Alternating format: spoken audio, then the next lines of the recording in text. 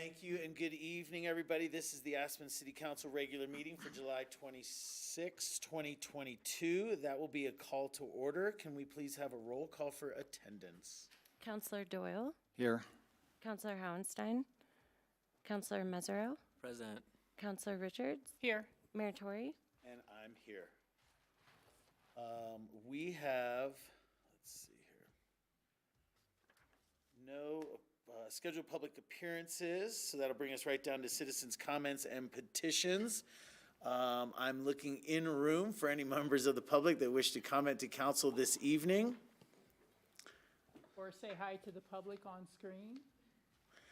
And Going once. seeing none on our Zoom meeting as well.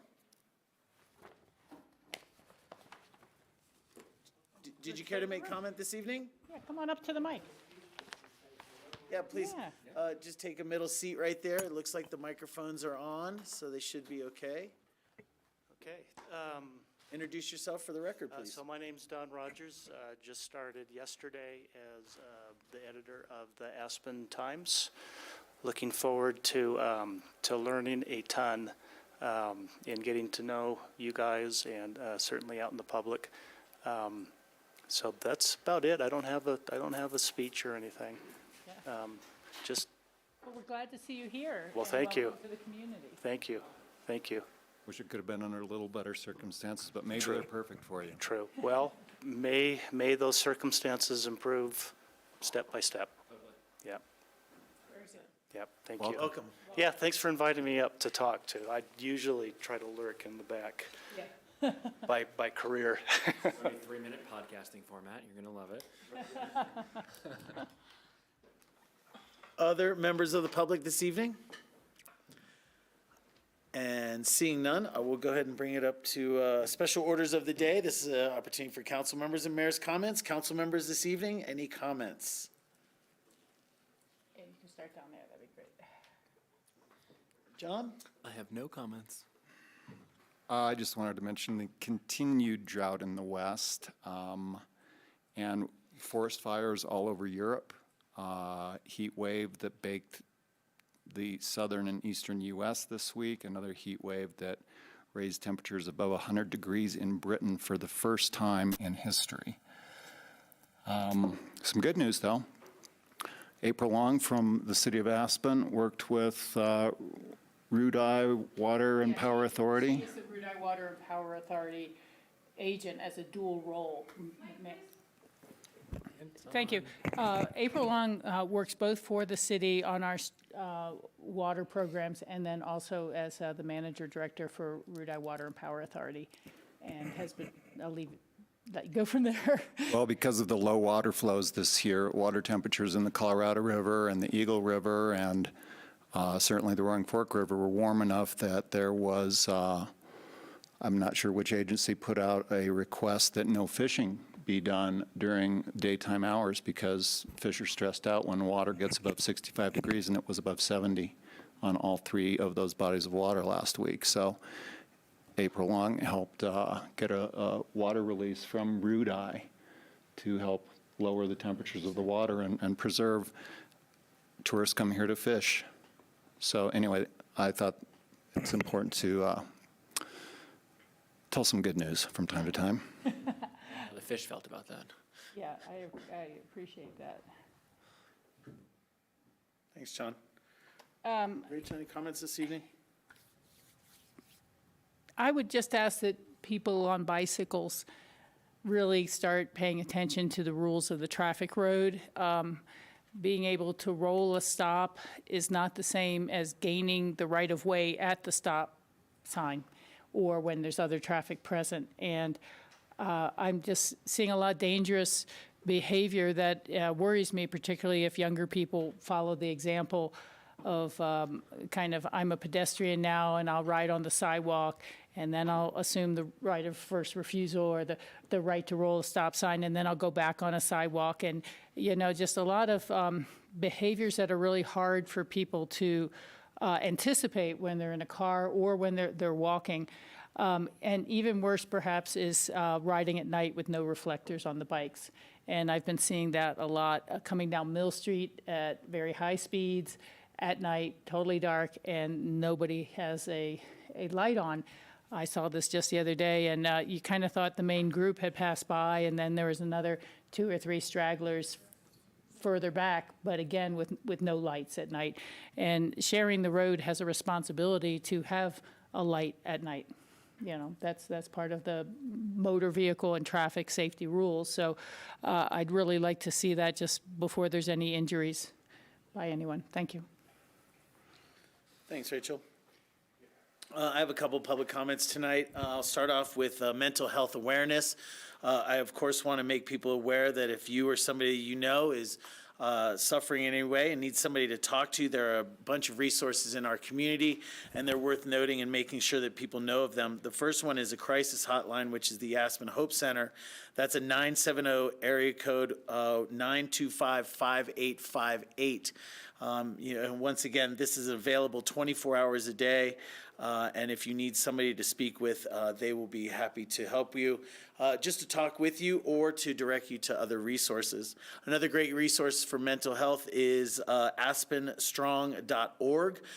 This is a page that has a website that has a lot of resources listed, and some of those are just to direct people to the right care physicians that they might need or want, but it also has the opportunity for some of those, maybe you call them scholarship or some pro bono counseling, but nonetheless, there are opportunities for low cost, if no cost, counseling available as well. So aspenstrong.org and the Hope Center are 2 great organizations and resources for those that need them.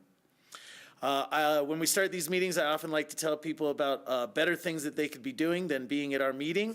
However, right now, this is where you want to be, because tonight's highlight is The Sound of Music, which is playing at the Benedict Music Tent.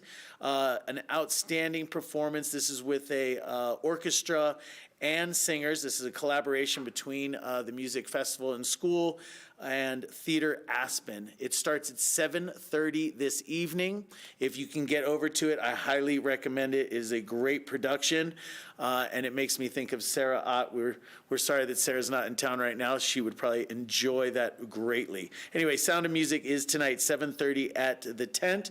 There is free lawn seating available, and there are still tickets that you can get this evening. I was told that it was sold out, but they do have a number of tickets that get turned back in by people that are not going to be able to use them. That's tonight at the Music Tent. My other comments this evening were really a question to council about the living lab that we've got going on in downtown. We've heard a lot of input over the last, it's just been 3 weeks that it's been implemented. For my part, I've seen some of my experience on Galena and Cooper have led me to wonder if there's not some modifications that we should be making to it. Again, the idea of a living lab is that every day is an opportunity for you to experience it, make modifications if you think they're necessary or warranted. And I'm just wondering, I do see some room for improvements that we could make. There's small things, for example, relocating the WeCycle stand that is on Galena might be a good idea. I think that there's opportunity for changing the loading zone on Hyman Avenue from the loading zone back to either parking, handicap parking, 15-minute parking, or even bike parking. So just some items that I would like to revisit, and there's also been some requests for more information. So we have some experiential data that's coming from the Living Lab, and I just want to know, my question really to council members is, it's slated to be in place currently till October 1st. And the question for you is this council interested in having a discussion, perhaps at one of next week's work sessions, just about what we're experiencing now, whether we see the opportunity for any modifications or not, and maybe we want to stay the course, but just to have that conversation. I was able to talk to Ward on the phone this evening. and he was open to the conversation. What he shared with me is that items like relocating the WeCycle station and perhaps changing the loading zone are a couple of items that he'd be interested in talking about. He is not necessarily supporting any wholesale changes to what we've got going on, but is amenable to a conversation. With that being said, I'd also like to throw in there a couple other items. Our speed limit in town, not on Highway 82, which is still at 25 miles an hour, our street speed limits in town, side streets are still at 20 miles an hour. So perhaps there's an opportunity for a discussion about lowering that speed limit in the core. And then lastly, I'm interested in revisiting the bicycle rolling stop, if you will, or the bicycle stop signs are yield signs. Do you guys know what I'm talking about? There's actually, okay, on the books here in Aspen, bikes are not required to stop at stop signs unless, I guess there's oncoming traffic is kind of the way that it's worded. But I bring these concerns up mostly because what we're seeing with bicycles is no longer pedal power. We see bicycles in our town have small motors on them. So whether it's the living lab that's going on over there or the rolling stops that we're seeing, and even the speed limit is just something that I think we're seeing a different condition with bikes. So I put that out as a question to my fellow council members, if you're willing to or want to have a conversation about some of these items, we need to schedule it for a conversation at the table. Excuse me, could you guys give about 30 seconds? We've been getting Granicus and YouTube audio. Don't have Zoom audio. Yep, he's, We don't have Zoom audio right now, so we're going to wait 30 seconds. That's all. all right. Joseph, are you just taking it down and rebooting it up? Yep, different setup. Okay. All right, when you're ready. You're back? Yep. Okay. Okay. Rachel? Yeah, thank you, Tori, for bringing this up. I am open to the conversation, so I'll support having that. I think that potentially another topic that would be added onto that is what do we go back to when the living lab is over? Is it just back to what it was last winter, or are there any small modifications that will remain or could remain for this winter, or should remain? So I do appreciate the conversation, and I look forward to that. Thank you.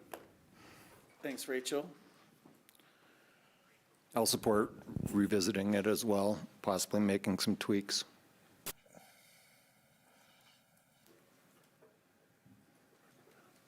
Skippy, any input? Always happy to listen and learn things that I think would be helpful in informing the conversation twofold. You know, we had particular aims for this test, right, around safety and other things. So maybe a refresher of what were those things we're looking at? Is there preliminary data? So, you know, what are the results of the test at this point? And then secondarily, to your suggestions, Tori, and they're the first I heard, things like, you know, changing biker behavior and rules, speed limits, interesting to consider, but I think only insofar as they're enforceable. Like if we don't like go out there and ticket bicyclists, the chances of that changing in my mind are close to zero. And even on pedal power, people are going at 30 miles an hour through stop signs. So with policing where it is, et cetera, you know, what things can we really do that would be effective rather than just sort of saying them? Like I'd love some staff feedback on what is doable. Okay, that's a good thought. Thank you. Okay, I'll figure out with Sarah and others when we can get a conversation together, and we'll see how we can move it forward. Cool. Mayor Tory, Yep. to say one thing, the stop sign is yield law was actually, became a state law in April, for your information. Does that mean we are prohibited from rescinding it locally? I do not know. I have not looked at the statute to see if it's deemed a statewide issue and preempts our ability to act as a home rule charter or not, charter community or not, because we were basically in the same place. But if you wish to consider changing that, I'll look at the statute and see if we have that authority. Thank you. Thanks. Those are my comments for this evening. Thank you guys very much. Sorry? Rachel? I did forget to bring something up, and it's kind of small, but I'm wondering if at one of our future meetings, we can have a report. Okay, yeah, sorry. These dots. I'm wondering if at a future meeting, we might be able to ask the city arborist to give us a little report on the health and status of our trees. I've just noticed an awful lot of cottonwoods that are very, very browned out very early along the Roaring Fork down by the Mill Street Bridge and the trail down to the Rio Grande over there where they put the new alignment, where the person hasn't taken the garage down yet that we need to force them to, which I would like to, just go in there and do that at this point. But I just want to know, is it just this year's seasonal drought? Are we seeing new disease infestation or something like that in the cottonwoods? I think we're all pretty aware of what's happening with the new spruce beetle, and it's just taking out trees up and down the valley. You can just see the red in the pines everywhere now. And I'm really very concerned about our, what they call the future forest. So arborist update would be helpful. Thank you.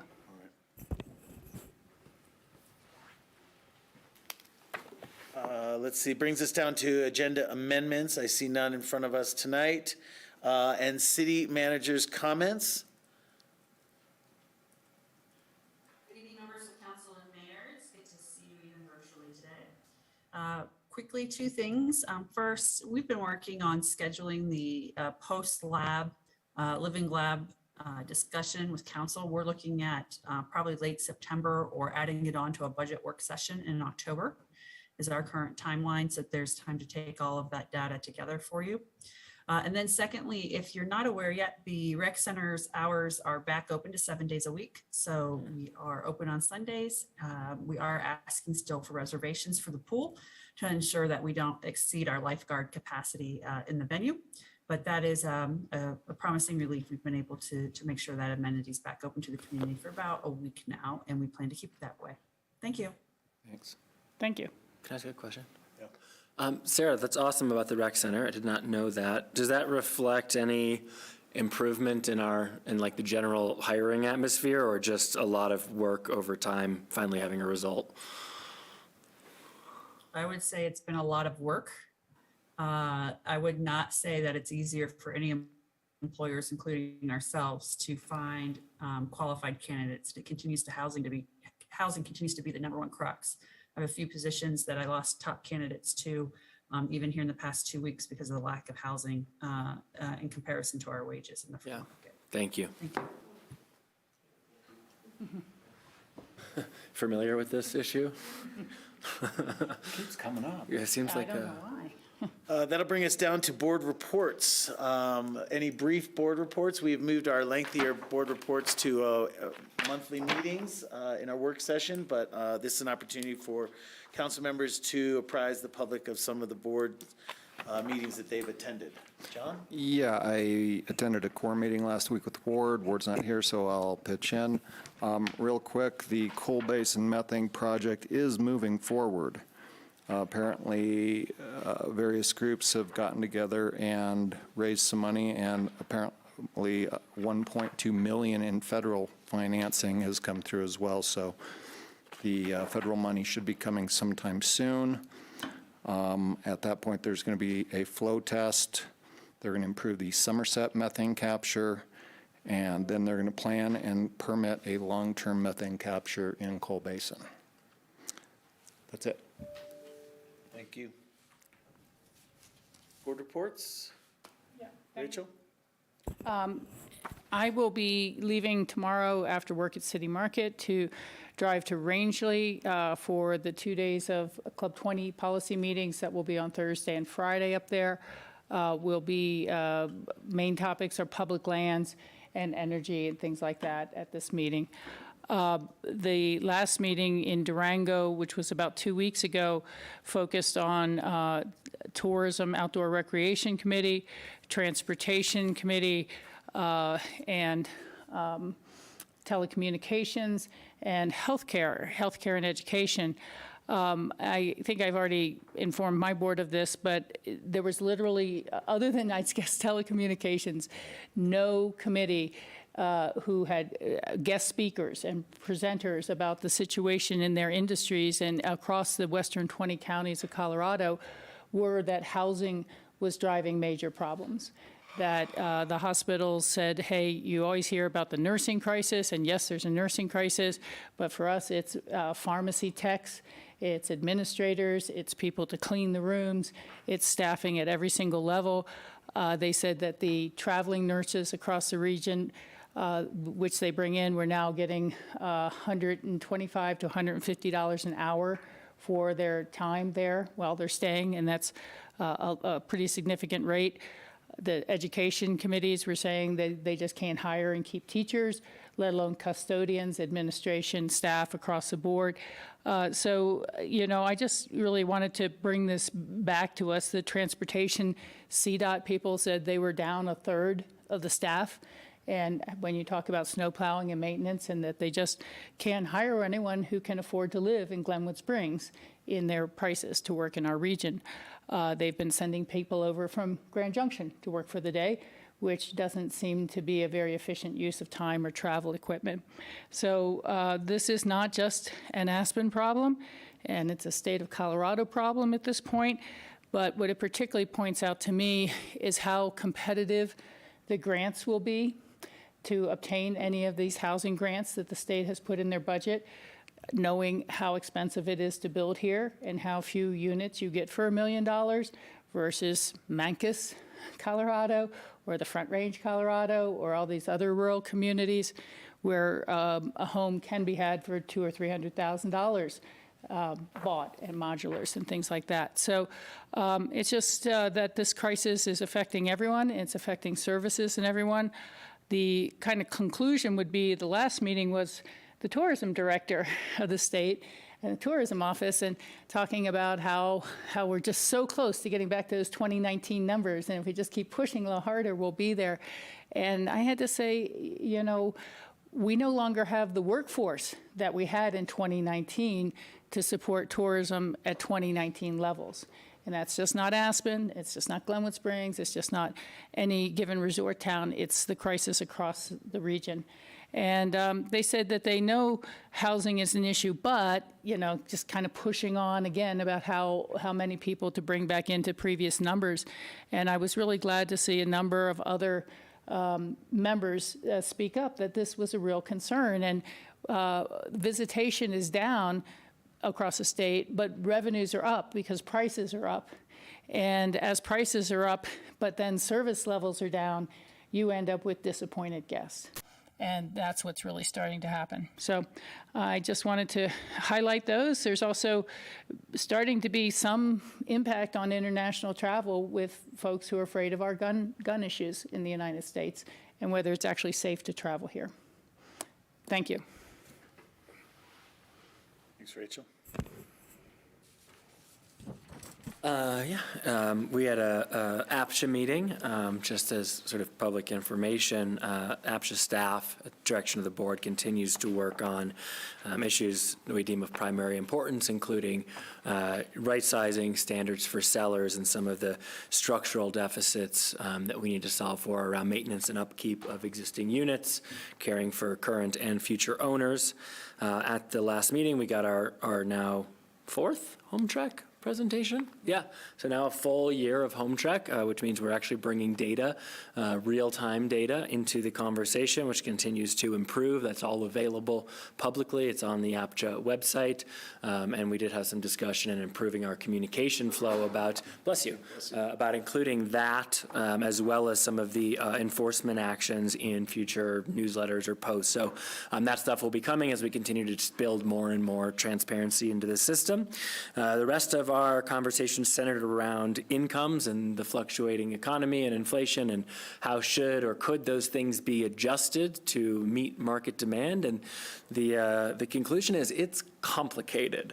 And so there will be some additional investigation and work into myriad trade-offs and complexities, and it will be coming back to the board next meeting, which will be in a month, because we are doing every month now rather than every other week so that there is more time to do the actual work as opposed to just talking about doing the work. Very good. Thank you, Skippy. One board report for everybody. I attended ACRA this morning. We meet the last Tuesday of every month, 8:30 a.m. You know, the biggest discussion, well, we had our presentation today was from Steve Skadron from CMC about some of the work that they're doing, whether it was the availability of the child care room, the infant room, and working that into a training facility, but just recognizing that that is extending the capacity for infant care by 8 spots. CMC not only just trying to help with that as an issue in our community, but also, like I said, move towards an educational model where they can be actually training teachers here at CMC. Also upcoming at CMC, still a year away, but the development of a commercial kitchen to be used for hospitality training, internships, and greater use, but also, again, in that vein of education, continued education for our community and things that will impact us. They are also looking at housing, knowing that that is a very real concern for everybody. They're looking at both developing housing, but also partnering with others in that pursuit. The big conversation around the table was around the living lab that we have going on in Galena and Cooper. A lot of input about that, so I think that they'll be happy to know that this council is interested in having conversation and discussing it. And the last item was really what was called the softening of the economy. You know, different, whether it's retail, restaurant, real estate, lodging, all those sectors are seeing definitely numbers that do not reflect last year, but more pre-COVID numbers. And still, compared with pre-COVID numbers, most people are excited that they're seeing good returns and good revenues, even if they're not keeping up with last year, but that's for good reason. Next, I'm trying to think, what was the agenda for I don't recall what our next agenda item is in the presentation there, but that was ACRA, and that's just this morning. Nice. Great. That'll bring us down. Sarah, you've got a hand up. Is there, Sarah? Thank you, Mr. Mayor. Members of council, I just wanted to give you an update on the Airport Advisory Board that I serve on behalf of the city. That board met last Thursday, and in our discussions were focused around 2 areas. First is the advisory board is working to make a recommendation to the BOCC about what should be the baseline greenhouse gas emissions inventory to be used as a benchmark for going forward. There's 2 different methods, so to speak, that could be used, and there's some debate about which one would be more appropriate. Then the rest of the meeting, for the most part, was spent regarding noise and the voluntary incentive noise mitigation program for various general aviation aircraft, as well as a discussion about the noise and particulate matter monitoring. Right now, the airport's looking for a new location on West Buttermilk, and I've begun an early conversation about possibly evaluating whether the site that we currently have for particulate monitoring over at Mountain Rescue, if we should be adding noise to that, and if we should be looking at any different procedures to complement what's happening at the airport compared to what might be our procedures at our monitoring stations at the golf course and, I'm sorry, at the Parks Maintenance Facility and at the Yellowbrook. The group will be meeting again in about 4 weeks. I unfortunately have a conflict with the next meeting, but I'll certainly pass along the summary of the events that occur while I'm gone. Thank you. Yeah, questions for you, Sarah? Rachel? Yeah, just something I'm wondering, do they already have in the background information that is part of the larger airport? Or is it something that you could request so that we can understand going forward? I'm just wondering, how many employees does it take to run the airport? Is it, you know, that are both on the Pickens County staff side, and then how many employees from the airlines and rental businesses? It just would be helpful to know in my mind, as the last housing board, there was a discussion at the end during board member comments that we start asking for people's job information on the next round of requalification applications. That is something that concerns me as to let's start prioritizing essential jobs only for the resales of units or for placement in new units. And I'm just kind of wondering how many will we have to start to work with if we work to consider the airport essential. And so I'd love to have that sort of reporting back from your work on the committee if it's available at all. And Rachel, just for context, just for anyone watching, that conversation or suggestion was brought up in the context of that data being aggregated or anonymized in some way. Yeah, exactly. Thank you. Sure, just to respond, first on the greenhouse gas inventory, the methodology used by the airport in 2019 and 20 is inconsistent with the recommended methodology from the Federal Aviation Administration. And so that is why there's a conversation about how that should be reconciled or dealt with in the benchmarking process. Regarding your question regarding the number of workers at the facility, that's certainly outside the scope of the advisory board's responsibilities. To look at what the employment load is, but I can make that inquiry to the director and see if he has any information that he can share. Thank you. I'd appreciate that. Sarah, another question for you on the advisory committee. Upcoming is, in the ACRA meeting today, Dan, the director of the airport, was talking about two processes that are getting underway. One is terminal design or redevelopment, and the base operator RFP that's going out. Does the advisory committee weigh in on those items? Is that under your purview? So two things. First, the advisory committee provided advice, or I shouldn't say advice, provided recommendations to the BOCC on elements to include in the FBO RFP that's out right now. I just want to caution some council members, if you're receiving contacts from multiple FBOs, just to remind them that you're not part of that decision-making process. I've had to do that with a few who've reached out to me that I've said I should not be involved in, since I could be asked to comment on RFPs. That isn't finalized by the BOCC about what the advisory board's role will be in review of those agreements or potential agreements. But as you might imagine, this is a highly lucrative contract. So there's a lot of input into what should happen on the airport side. And then regarding the terminal itself, it's still, in my view, pretty premature. They're asking the FAA for permission to start work on the terminal without having the runway alignment finalized. So that permission hasn't been granted. So it's really kind of a wait and see moment still about whether that work can advance ahead of the final airport layout plan approval. Thank you. Yes, okay.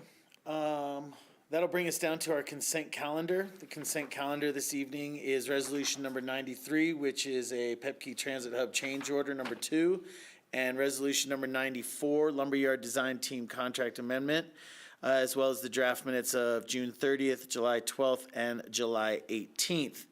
I'll tell you already, I would like to get some information on both of these items, so I'm going to go ahead and ask that they're pulled and wait for a motion until we have a little discussion on these. So I'll start with resolution number 93, Paepcke Transit Hub change order number 2. Is there anybody that could maybe answer a few questions about that?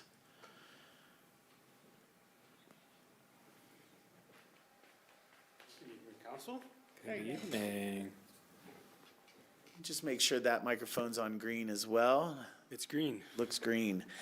You know, this is our second change order on this project, I believe. This one is a little over $200,000 like the other one was. So we're just 400 plus in change orders.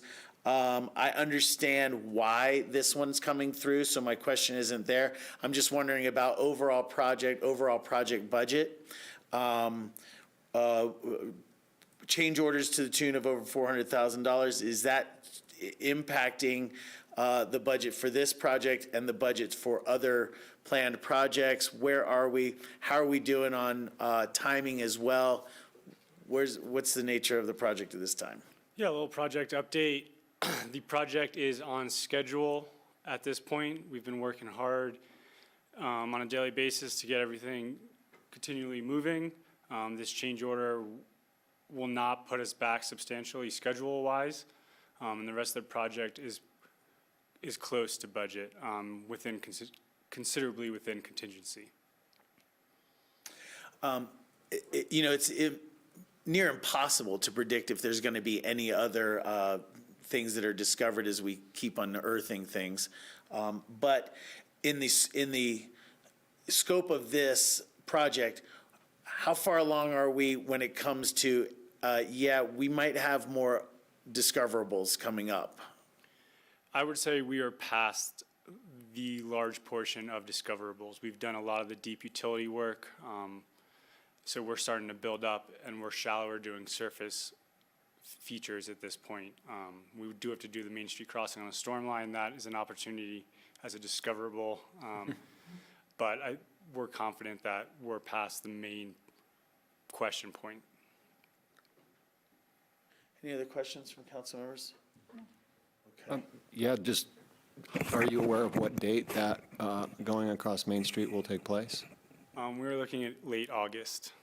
We're trying to figure out traffic control and the best path forward for that.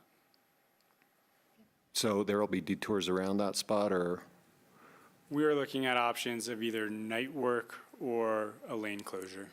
Thanks for that. Appreciate it. Thank you. You're welcome. Gracias.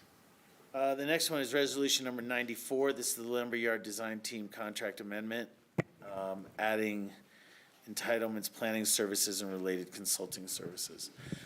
Chris, same thing. I understand this contract.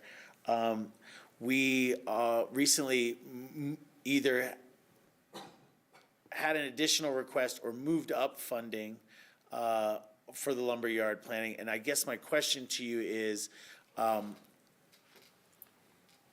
are we in sequence? I felt like the last request was something that said, hey, I think it was design drawings that we needed. From the memo, the way it read to me was that we didn't know that we were going to need those at that time, perhaps. So it was almost like moving funding up in the process. Can you just talk to us a little bit about these entitlement planning services? Is this something that is in the sequence of order that was expected? Do we have any more of these that are coming our way? How are we going in the process, et cetera? Sure. So I was here to add services to the Lumberyard Design Team contract on June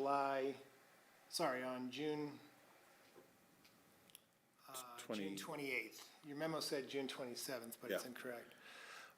At the time, we had just finished the schematic design process. So you were 100% schematic design complete. That's going to be the basis of your development application for the Lumberyard Affordable Housing Development. So we need to do two things moving forward. We need to start getting ready for the land use entitlements process, and we need to go through the land use entitlements process. And in addition to that, we need to have the design development process, which is the next step in the design process. It goes from schematic design to what's called DD, or design development, right? That's when you start to add more detail to the designs. So on June 28th, we added the DD services, so that will get you through 100% design development, meaning you'll have almost a fully designed project. That won't include your construction documents, because that would be the next step. Construction documents actually get submitted for permit applications. We're not ready for that, but we want the design development process to run concurrent with the land use entitlements process, because as you know, during the land use entitlements process, there's quite a bit of back and forth between yourselves and the design team, between the city and the overall community. And from time to time, we see changes in designs during that process.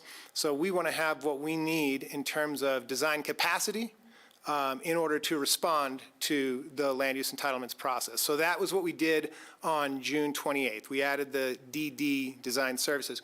But at the time, I also noted that we did need to add these planning services. The planner for the project was DHM. And we had discussed maintaining DHM throughout the process to maintain that institutional knowledge about the background, especially the conceptual design and the research that went into that. It was agreed between sort of DHM and Cushing-Terrell that DHM didn't really have the capacity to continue as the planner on the project. So the planning services that we're adding here adopts Cushing-Terrell as the project planner. So they will be both the designer and the project planner during the land use entitlements process that's coming up. So everything you saw on June 28th and everything you see here is all within the 2022 budget. It's all designed to fit within the 2022 budget. So there's no adding of budget of any kind. We're just adding scope in a customized way to suit the needs as we move forward. Any other questions from council members? I just want to use this opportunity then. You know, over the last couple of weeks, we've had a couple of different conversations regarding housing. The Lumberyard has come up as a specific topic with some folks. You know, without referring to too much of what has been said, this is a project that has been 10 years or more in the making to get to this point. This city council has been very thoughtful about our pursuit of affordable housing opportunities. We took a year plus in order to develop a housing plan and strategic plan. The decisions that we've made on this Lumberyard project itself have been through a lot of input from our community members.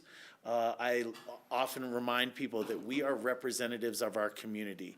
This is not a board of five who is doing what we see that we want for our community all the time. We do what we see fit for our community through the lens of those community members. So this project going forward, whether there are questions out there about the density, the location, in some people's minds, even some of the questions about type and need for housing may lie out there. We recognize that. To us, those are minority voices. We hear very clearly from a majority of our community that pursuing housing, and that's both in non-development scenarios, but also in building new stock, is something that this community is dedicated to and believes in. And so this council has been supportive of moving the Lumberyard process forward and moving the project forward. So I just wanted to use this as an opportunity to remind the folks in our community that while there may be a lot of discussion, as there always is around housing, that this council recognizes the need in our community and truly the support of our community members as we move forward with the Lumberyard. Thank you for saying that, Tori. I appreciate that. Chris, thank you for the update on that. I really appreciate you keeping us up to speed with the process that we're in here. Thank you. With that, I could take a motion for the consent calendar this evening. I make a motion to approve the consent calendar. I second that motion. We have a motion and a second. Is there any further discussion? Seeing none, could we have a roll call vote for the consent calendar, please? Counselor Doyle, Yes. Counselor Mesereau, See. Counselor Richards, Yes. Mayor So Tory. confusing. Yes. I was waiting for Ward. I'm caught off guard. There are no notices of call-ups this evening, so that brings us to first reading of ordinances. This is ordinance number 15, series of 2022, 470 Rio Grande Place, Theater Aspen, minor amendment to Plan Development Project Review Approval. And while they're setting up, I could take a motion to read ordinance 15. I'd make a motion to read. I'll second. We have a motion and a second to read ordinance 15. Can we have a roll call for reading of ordinance 15? Counselor Doyle, Yes. Counselor Mesereau, Yes. Counselor Richards. Yes. Mayor Tory. Yes. Ordinance number 15, series of 2022, an ordinance of the City of Aspen City Council granting a minor amendment to a plan development project review approval for the Theater Aspen facility located at 470 Rio Grande Place, Lot 1, Rio Grande Subdivision, City of Aspen, Colorado. Thank you. Hi. Amy? Amy? Simon, Planning Director with Alan Richmond, representing Theater Aspen. Hola. So we have a pretty... Ted is over at the tent. Yeah, preparing for Sound of Music. He says sorry, but Will you be doing some arias or something in preparation? actually it's banjo. Okay, we'll do banjo. So we're here before you with a Guitar in pretty some places now. straightforward request. This is first reading of an ordinance that is asking to amend a previous decision of City Council made in 2011 and 2013. It was kind of an ongoing discussion about the character of this facility. So as I described in the memo, Theater Aspen has been operating in Rio Grande Park for many years, initially as a seasonal circus tent, similar to what would happen at the music tent, a celebratory. It goes up in the summer, it comes down in the fall, but that has its drawbacks. And gradually, the idea of a more permanent tent facility was developed. In 2011, council allowed what you see in this picture, which I did not take. It's lovely. I borrowed it from the internet, which shows you the lobby that council had approved to be a permanent installation on the site. And then adjacent behind that is the auditorium space. That space is altered each year, and I have some interesting pictures. The roof and walls, to the great extent, are taken down from October to April each year in the winter. And the idea, and you can see the picture on the right, where I think it was to reduce the mass of this structure that's sitting in what's otherwise a natural area. There were concerns that when trees drop their leaves, they wanted to reduce the presence of the tent in the park. That, after 10 years of experience, has proved to have some downsides, and Alan may be able to answer some more questions if you have them.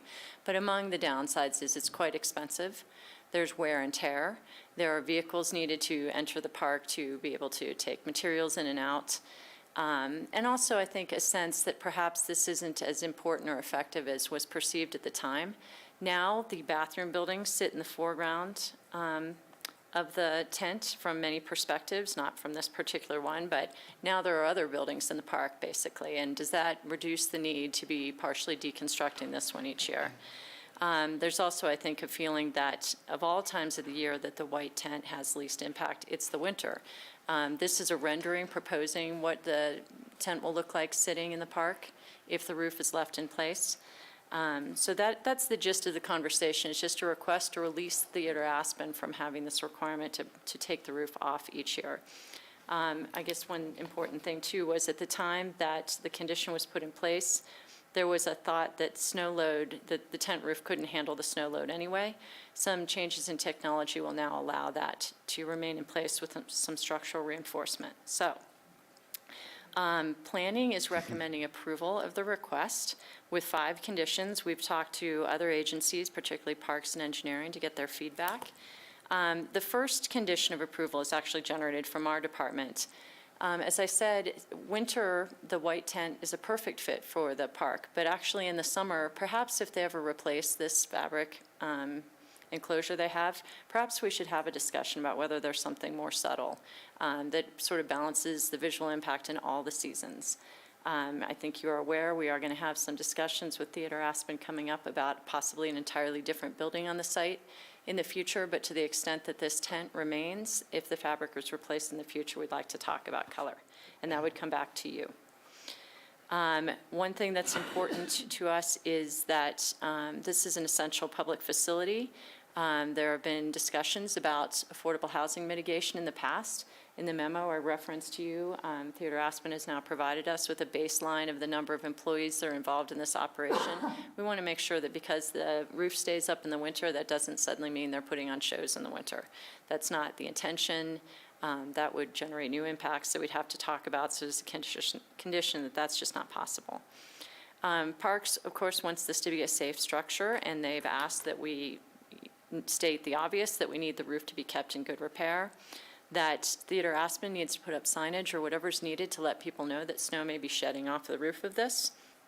If snow comes off the roof and damages vegetation that the city has paid for, we want that to be repaired. That's the gist of it. And I've talked this through with Alan. I believe Theater Aspen is comfortable with all these conditions, so if you have any questions, we'd be happy to answer those now or at second reading. Thanks.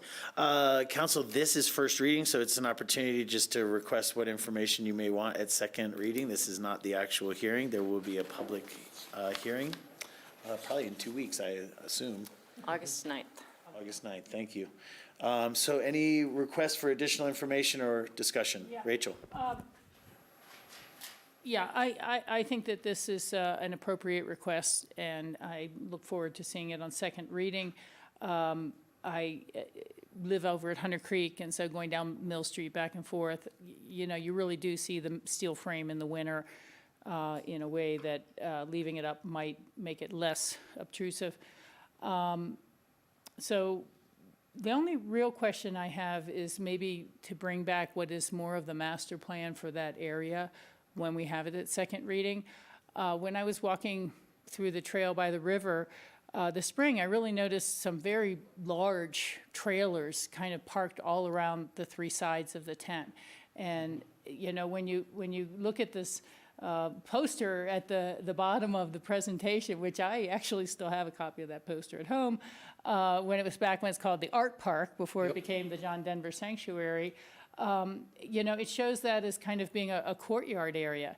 And now it feels like the theater has outgrown its facility if they have to have all these large black trailers around the backs. Now, maybe they were loading in that day and they're all gone now. I don't know. I haven't walked down there again since. But it really distracted a lot from the experience of the trail and the rest of the park to see, you know, there were at least 3 the day I was there. And they were like the back of an 18-wheeler just backed up there.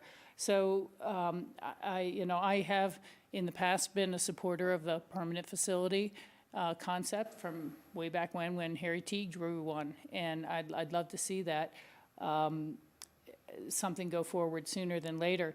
But this picture looks great when you see the front of the theater. When you come across the bridge from the old art museum, it looks terrible. You know, and there's no effort to disguise or camouflage those big trailers. So I really would like to take a look at the master plan, and if that was also included as appropriate uses to have travel trailers down there around the edges. Okay. Thank you. John or Skippy? John? Yes, I support this going forward. I do want to point out that this is another example of something that was initially going to be temporary or seasonal that is now essentially going to be permanent. This is something that concerns me, but I do support this particular application going forward. Yeah, I support this going forward. You know, of course, I'll keep an open mind at the public hearing, and there's alternative points of view out there, but at first blush, it seems reasonable. I remember when this first came up, and I mean, my thought at the time was this will probably just end up being permanent. To your point, that is the natural progression of things, but I think, you know, theater in our park is not a bad thing to be permanent. So, yeah, I appreciate the liner note that at this time there's no desire for winter programming or anything like that, and that we're making the decision based on that. But to John's point, these things do creep, and so I'm curious, you know, from the organization, if there is long-term vision, thinking 20, 30 years out, would there be more long-term programming, et cetera? I'd just be interested in kind of hearing your thinking, and I wouldn't necessarily see that as a bad thing. It'd just be interesting to know. We have some meetings scheduled coming up Yes. to discuss that. Skippy? Great. Yeah, Yes. you'll be talking about both Rachel's comments and Skippy's comments Very on soon. August 8th. It'll be a notice public hearing. It's scheduled to be a sketch plan review with the Planning and Zoning Commission. And, you know, we're absolutely clear, we're not proposing to change any of the programming as part of this request, but there'll be a request in front of you for something much different. Got it. Not with a lot of winter programming to it. It's still focused on summer programming. But to try and deal with the question that Rachel asked, yes, they've very much outgrown. The tent doesn't have room for sets. It doesn't have dressing rooms. It doesn't have bathrooms. That's Yeah. for another So you'll hear about those meeting. things. Yeah, Yeah. you'll hear about those things. Looking forward Agreed. to it. a meeting that's coming soon. I find myself prepping for it. Yes, yes. A good rehearsal. Rehearsing, yes. Yeah, in the vernacular. So, I've got a couple requests. In the memo, it alludes to the costs. I would be interested to see some invoice from past years about this $50,000 that is annual for taking up and putting down. I had questions about if it stays up, about the security of it. An unattended structure in the wintertime. hobo housing. Good point. You know, and then on the second part of that is perhaps there are uses for it if the roof was to stay up. Maybe there are uses for it. I heard concern from Rachel about the visuals. What are we looking at? Again, if it's going to be left up, but just sitting for the winter, things like the approach on the backside, that storage, what is it going to look like? What is anticipated for laying around the outside, et cetera? How's it going to be secure? The uses, as I said, the cost. I want to give full disclosure. Leaving the metal frame came up in front of me when I was on council. And I believe I voted against leaving that steel frame up. You mean wanting the whole thing to come down each year? Correct, yeah, it used to come down completely. I, at that time, supported having it come down still and not leaving that framework up. And I only say that because of what was brought up about this kind of mission creep. You know, it used to be taken completely down, then it was the framing stays up, now we're asking for the whole thing to stay up. So I'm interested in the public hearing and what we hear in that meeting, and I'll keep an open mind as we go into it. Yeah, taking down the MAA tent and putting it back up used to be a big tradition too, and then they've got to a permanent tent. Yeah, that's how it goes. And tradition, some people enjoyed, and some people didn't. Some people taking it down. Anyway, that's the request that we have for information when we get to a public hearing. At this time, I could take a motion for the first reading of ordinance number 15. Didn't it have first reading? You mean approval on first yeah. reading? I'd make a motion to approve on first reading. I'll second that motion. We have a motion and a second. Is there any further discussion? Can we have a roll call vote, please, for ordinance number 15 on first reading? Counselor Doyle, Yes. Counselor Mesereau, Yes. Counselor Richards, Very confusing. Yes. Mayor Tory. Yes. Thank you. Thank you. We'll see you in a Thanks, couple of guys. weeks. Thank you. Amy. A couple of times in a couple of weeks. That'll bring us to the end of our agenda for this evening. To accept a motion to adjourn this meeting. Thank you. Second. We have a motion and a second for adjournment. Any further discussion? Seeing none, could I have a roll call vote for adjournment, please? Counselor Doyle, Yes. Counselor Mesereau, Indeed. Counselor Richards. Yes. Mayor Tory. Yes. Thank you. And I'll have you know Thank they're you. always this Thank you, as length. always, to Grassroots. Last message to any of the public that is watching this, please go out and buy a Mega Million ticket, because if you win, I know that there are several Aspen projects that you could help us with. Oh, I'll buy one for that idea. Amen. Yeah.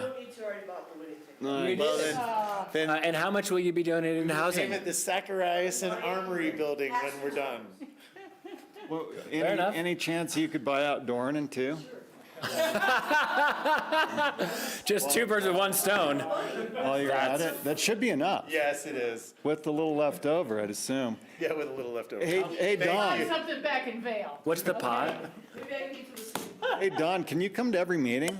I know, this time thing. I like the length of this one. But I like the length, yeah, thank you for planning ahead for it, I appreciate it. You know, Bill Dunaway.